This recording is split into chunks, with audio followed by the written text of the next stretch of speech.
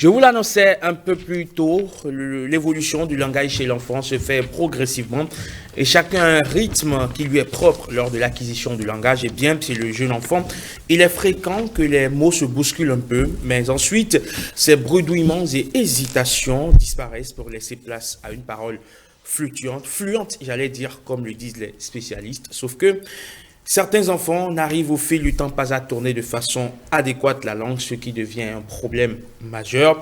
Que faire quand son enfant a du mal à articuler les mots, quand les mois et années passent, mais votre enfant ne parle toujours pas? Eh bien, nous vous aidons à trouver les réponses avec notre spécialiste otorhinolaryngologiste SOS Docteur. Mon enfant a du mal à parler. Génial, bonjour. Très belle illustration. Hein.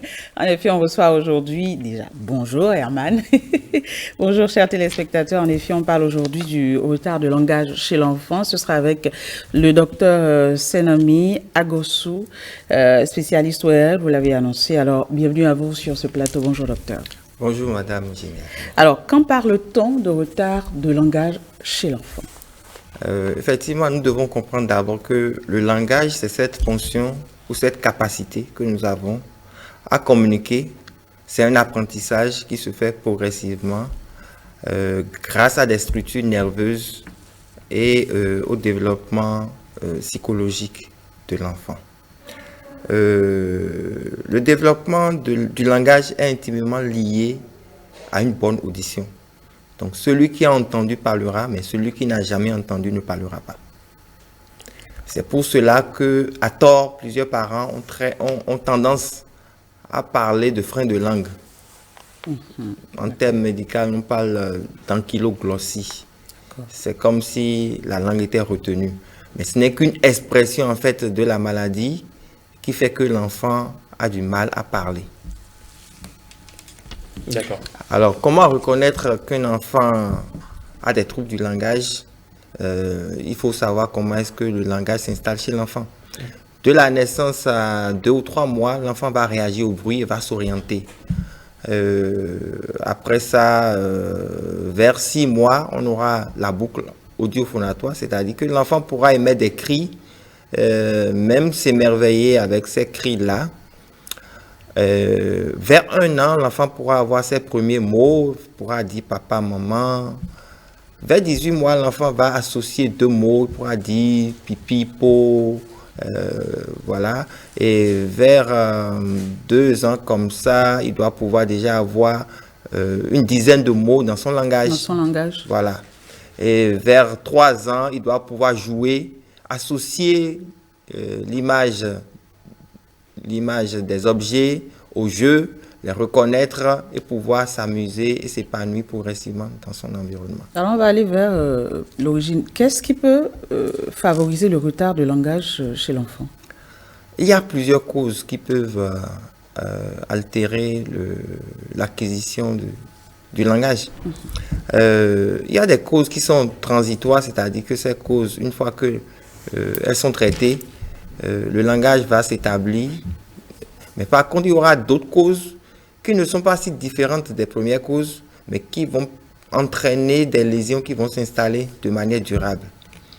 Il s'agira des otites, des infections des oreilles, ou ce que nous appelons les végétations adénoïdes, parce que ça va entraîner une perte aussi de l'audition. Mais chez la maman, déjà pendant la grossesse, on aura des causes qui sont liées au fait qu'il y a eu des infections pendant la grossesse, où il y a eu des médicaments qui ont été administrés, qui ne devraient pas être administrés parce que ça détruit le tissu neuronal, qui est le soutien du langage. On aura aussi des infections qui vont apparaître à la naissance, telles que certaines formes d'ictère. Quand l'enfant fait une jaunisse à la naissance, selon le degré de jaunisse, l'enfant pourra perdre sa capacité à acquérir le langage parce que le tissu neurologique sera aussi détruit. Les problèmes liés à l'anoxie à la naissance, c'est-à-dire que l'enfant n'a pas crié aussitôt, feront en sorte que la même conséquence est là, c'est-à-dire que l'oxygénation du cerveau ne s'est pas faite au départ, donc cet enfant-là ne pourra pas acquérir le langage.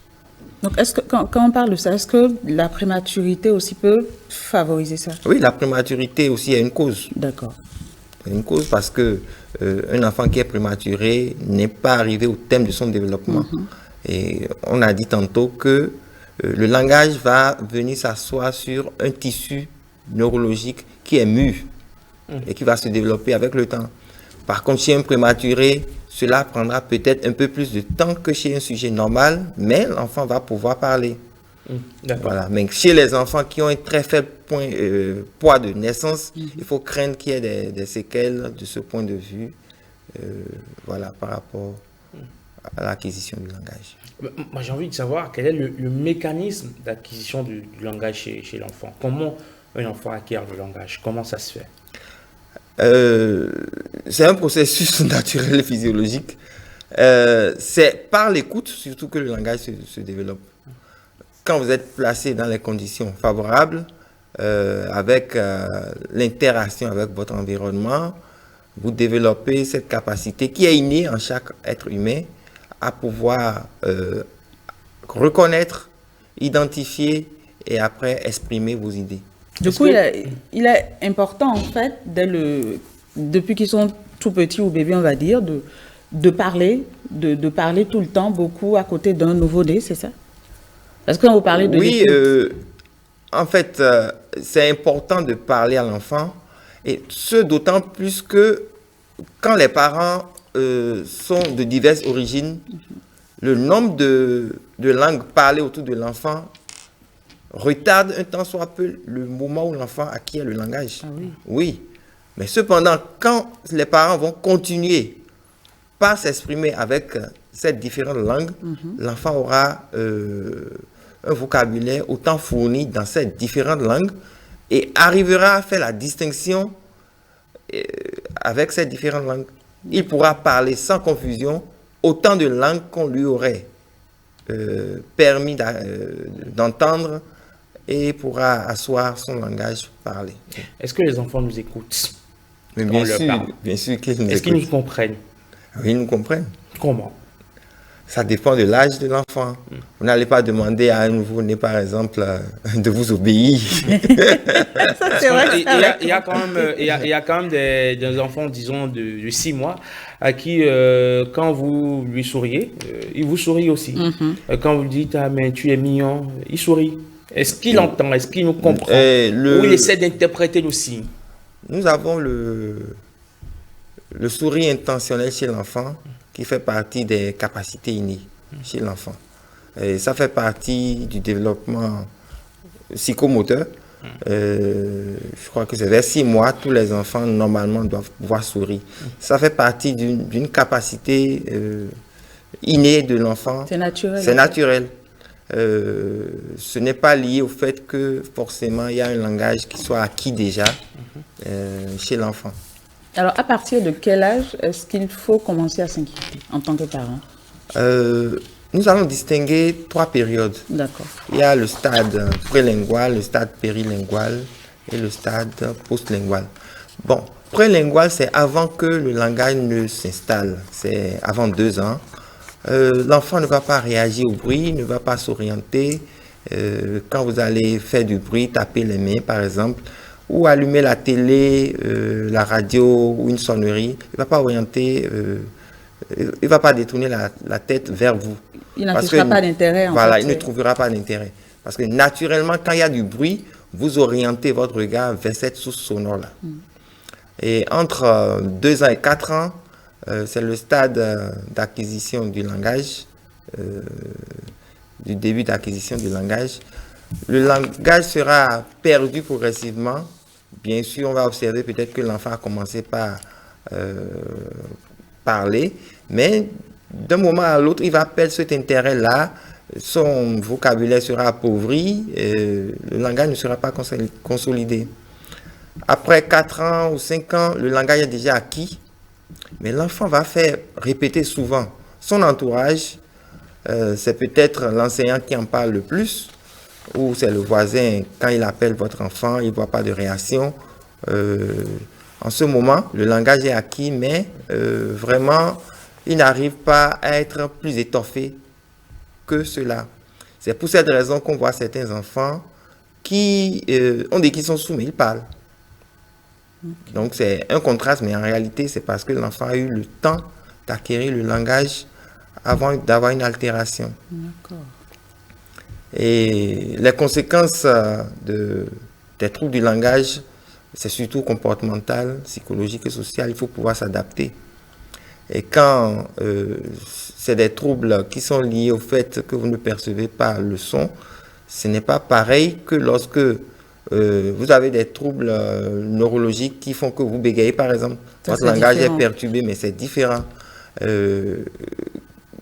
Ces gens-là ont l'avantage de se faire rééduquer. On a accès aux orthophonistes. Pour le bégaiement. Pour le bégaiement, voilà. Donc ça peut permettre de rééduquer le langage. Et on peut toujours aussi avoir des enfants qui ont d'autres soucis familiaux qui vont nécessiter l'intervention du psychologue pour pouvoir voir le domaine c'est peut-être dû à un traumatisme, voilà, c'est ça? Un traumatisme, c'est important. Et au-delà de cela, nous avons aussi les autistes.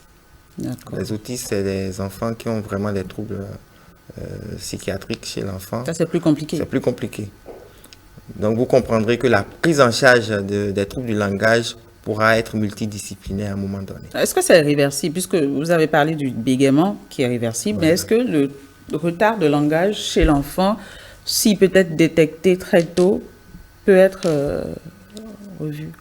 Bien sûr, le trouble du langage détecté très tôt peut être réversible, mais tout dépend de l'altération que la cause initiale aurait entraîné au niveau cérébral. J'ai eu tantôt à vous expliquer qu'un enfant, par exemple, qui a fait ce qu'on appelle un ictère nucléaire, c'est-à-dire que le cerveau a été immergé dans la bilirubine, c'est une substance qui est toxique pour le cerveau, ne lui permettra pas d'acquérir le langage parce que il y a une altération qui est là. Altération. Ce qui m'amène à vous demander, ça veut dire que on a parlé de la possibilité de réversibilité. Voilà.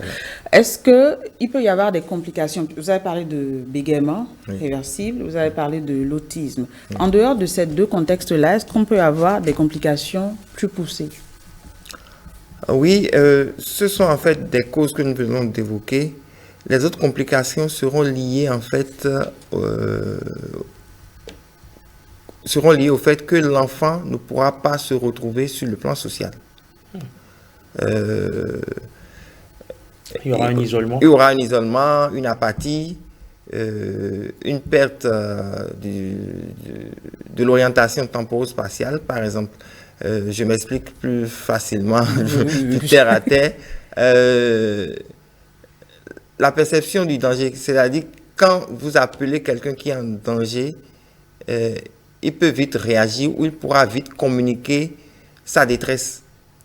Donc, il y aura une altération de cette capacité-là à communiquer les situations de détresse. Donc, c'est une perturbation qui a au niveau de cet enfant-là. Est-ce que, parce qu'hier, quand on préparait l'émission, Herman et moi, on s'est plus ou moins pris la tête, j'ai dû vous rappeler même, est-ce que il ne serait pas bien de faire la part des choses entre ce dont nous parlons et la dyslexie? Absolument. Les troubles dys, comme on les appelle. Voilà, la dyslexie, c'est une difficulté à lire, à communiquer dans une certaine mesure, mais ce n'est pas qu'une seule forme de trouble du langage, parce qu'il s'agit d'un trouble du langage aussi. Donc, selon le niveau intéressé, on aura besoin d'un spécialiste ou d'un autre. C'est pour ça que je disais qu'il faudrait nuancer les troubles du langage. Et la prise en charge peut être multidisciplinaire, comme j'ai eu à le dire, faire intervenir un psychologue ou plutôt un orthophoniste. C'est à la discrétion du praticien qui aura reçu cet enfant-là et qui pourra savoir quel est le trouble du langage qui est installé chez cet enfant-là et va aider les parents dans un certain plan établi pour pouvoir aboutir à la prise en charge de cet enfant-là. Alors, parlant des origines des causes, tout à l'heure, vous avez parlé du cas pendant la grossesse. Oui. Donc, il y a des causes qui apparaissent déjà depuis la grossesse et d'autres qui apparaissent après l'accouchement. Oui. Alors, est-ce qu'il y a un moyen de prévenir? les troubles? Oui, il y a des moyens de prévention. C'est le suivi de la grossesse déjà. Il faut faire les bilans qu'il faut. Il y a des maladies qu'on sait vont conduire à des problèmes au niveau du tissu neuronal, par exemple la toxoplasmose ou la rubéole. Ce sont des maladies qui entraînent une destruction du tissu cérébral chez le fœtus. Et le bilan prénatal comporte normalement toutes ces explorations. Donc, il faut un bon suivi de la grossesse. Le médecin, normalement, choisit des médicaments qui n'ont pas d'effet sur l'enfant à naître et peut prendre en charge la maman en cas de problème. Il y a des familles aussi dans lesquelles on trouve des problèmes de langage ou des problèmes de surdité. Et comme j'ai eu à le dire, l'audition conditionne le langage parlé. Donc, ces familles, on s'attend plus ou moins à ce qu'il y ait des problèmes d'audition et de langage. S'il vous plaît, docteur, oui, excusez. Parlant justement de ce sujet, deux personnes atteintes de surdité qui mettent un bébé bien portant au monde, comment est-ce qu'ils arrivent à communiquer avec cet enfant pour lui donner le son? Vous me donnez le col. Effectivement, j'ai une amie qui a des problèmes de langage parce que le langage du sourd est différent justement du langage d'un individu normal. Ils ne peuvent pas apprendre à cet enfant-là à parler. Ils ne peuvent que lui apprendre le langage des sourds, s'ils l'ont appris. C'est l'environnement qui permet à ces enfants-là justement de pouvoir acquérir le langage parlé comme nous. Donc, ce n'est pas à ces parents-là de prendre en charge l'éducation de cet enfant-là. Est-ce que cela voudra dire qu'il faut une tierce personne pour apprendre à l'enfant? Il faut une tierce personne. Et même nous, en tant qu'êtres humains, la possibilité que nous avons de fréquenter nous permet justement d'asseoir notre langage parlé. Et dans d'autres domaines, il y a le langage écrit, il y a d'autres formes de langage qui sont justement liées à un apprentissage. Est-ce qu'un enfant à qui on ne parle pas a de fortes chances de faire des troubles du langage? Si dans l'environnement, il n'y a pas d'expression verbale, justement, il y aura des troubles du langage. D'accord. Et en termes d'émotion, un enfant avec qui on n'interagit pas souvent, est-ce qu'il va sentir aussi ce vide émotionnel? Il est important qu'il y ait de l'affection et que dans l'environnement de l'enfant, il y ait cette stimulation-là, parce que sans affection, le langage est haché. La communication est biaisée. Nous avons vu tantôt que quelqu'un qui n'est pas intéressé va s'isoler, sera apathique. Mais cependant, quand même, cette personne doit pouvoir quand même se mettre à communiquer. Je pense qu'il ne va pas rester dans son coin tout le temps. Il va quand même sortir de son coin. Et il y a une nuance à apporter par rapport aux autistes, par exemple, qui sont coupés du milieu environnant parce que leur état d'être ne leur permet pas d'être en contact sur le plan psychologique et psychiatrique. Donc, il y a aussi cette nuance-là qu'il faut apporter. D'accord, mais écoutez, docteur, pour extirper, d'accord, son enfant de cette spirale, comment est-ce qu'on fait, à part justement l'amener chez un spécialiste, qu'est-ce qu'on peut faire d'autre? On ne pourra pas s'occuper d'un enfant qui a des retards, ça c'est exclu, tout seul c'est difficile. Il faut forcément un accompagnement, il faut un appui. Et en cas de constat qu'il y a quand même une altération, vous êtes obligé de vous faire orienter pour que justement ne perdez pas ces troubles du langage qui vont altérer l'éducation de votre enfant. Vous ne pourrez pas le gérer tout seul. Alors, je vais peut-être extrapoler, aller un peu plus loin et évoquer quand même un autre aspect. Vous savez, on a tous, à un moment donné, le complexe de porter, c'est pas une tenue d'une peut-être trop grande taille, on se sent un peu complexé. C'est exactement certainement ce qui arrive lorsqu'un enfant a une langue un peu trop longue qui ne lui empêche pas forcément d'articuler les mots. On voit des enfants qui ont des langues, enfin, où la langue est un peu trop, enfin, la taille n'est pas proportionnelle, voilà, n'est pas proportionnelle à leur cavité buccale, ce qui fait qu'ils n'arrivent pas forcément à parler, à s'exprimer. Comment on fait dans ce cas, quand la langue déborde? Merci beaucoup de me donner cette opportunité. Tantôt, j'ai parlé de frein de langue. C'est un peu différent de ce que vous exprimez. On parle de macroglossie ou une grosse langue. Dans des pays donnés, on s'adonne à une chirurgie, c'est-à-dire qu'il faut réduire la taille de la langue. Cela est toujours possible, mais c'est une intervention qui fait beaucoup saigner. Financièrement? Non, ça fait au sens propre. Au sens propre, oui. Donc, c'est une chirurgie qui a besoin d'une assistance et d'une attention très accrue si on veut vraiment s'y adonner. Je voudrais aussi dire que beaucoup de parents sont stressés, mais en réalité, ils sont plus stressés parce qu'ils ne connaissent pas et ne maîtrisent pas les stades d'acquisition du langage. Ils courent chez les médecins, ou c'est la grand-maman ou c'est le grand-papa qui disent allez lui couper le frein de langue, et les enfants sont tout le temps chez les médecins, on cherche à couper le frein de langue. Le problème ne se situe pas au niveau de la langue. La langue est un articulateur, mais retenons que le son n'est pas produit au niveau de la langue, mais au niveau de l'organe phonatoire qui est situé au niveau du larynx. Permettez-moi, là, c'est là que le son est émis, parce que le cerveau a appris à reconnaître le son, et à l'aide de l'oreille, nous modulons ce que nous sortons. C'est ce que j'appelais tantôt la boucle audio-phonatoire. Donc, quand un enfant a entendu, il pourra toujours s'exprimer. Mais ce n'est pas forcément le fait d'avoir une grosse langue qui va l'empêcher de parler.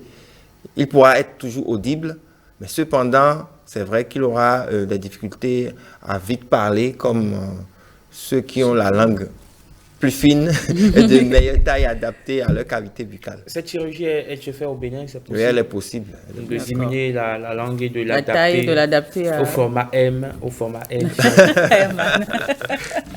Elle est bien possible. D'accord, ça peut aller là? Bien sûr, totalement et entièrement. Tant mieux. Alors, merci beaucoup, docteur. Ce fut un plaisir. Cette fois-ci, on a pris notre temps. Merci beaucoup et à très bientôt. Merci beaucoup. Au revoir. Mais avant de laisser partir le docteur, à partir de quel âge on peut s'affoler quand notre enfant n'arrive pas à s'exprimer? Je pense que à tout moment, déjà, vous pouvez vous commencer par vous inquiéter. Du nouveau-né à 3 mois, déjà, quand l'enfant, vous faites du bruit, l'enfant ne bouge pas la tête, c'est au moins le premier signe pour commencer par demander au médecin de voir avec vous, est-ce qu'il y a lieu de s'inquiéter ou pas. Et si à 1 an, votre enfant n'a pas émis les premiers mots, vous avez autant de signes pour commencer par vous inquiéter et à demander de l'aide. Très bien. Merci beaucoup à vous, docteur Agossou. Merci d'être passé sur 5 sur 7 matin, nous éclairer sur le sujet. J'espère et je pense que beaucoup en ont pris aujourd'hui de la graine et qu'ils pourront faire le geste utile en temps opportun. Merci d'être passé ce matin.